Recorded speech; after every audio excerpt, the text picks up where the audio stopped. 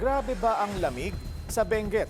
Nabalot ng frost o andap ang mga pananim matapos bumagsak sa 5 degrees Celsius ang temperatura. Yan ang agenda report ni Alex Asalil ng Abante. The bed is calling. Paano ba naman para kasing nagyelo ang umaga sa Benguet matapos bumulusok sa 5 degrees Celsius ang temperatura?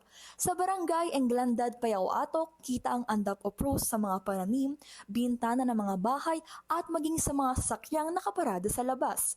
Carried over ang malamig na panahon sa Baguio City, 10.6 degrees Celsius ngayong Biyernes ng umaga. Mas mababa kumpara kahapon na 11 degrees Celsius ayon sa Pag-asa. Sa sobrang lamig, pati mga bulaklak, halaman, damo at pati mga sasakyan may frost na o andap. Ang mga residente kanya-kanya na lang ng diskarte para malabanan ng maginaw na panahon. Aliw naman ang maraming turista sa malamig na klima ng lungsod. Marami sa kanila ang handa ng mag-staycation ngayong weekend upang masulit ang lamig at preskong simoy ng hangin ng Baguio. Inaasahang magpapatuloy ang malamig na panahon hanggang Pebrero o maagang bahagi ng Marso.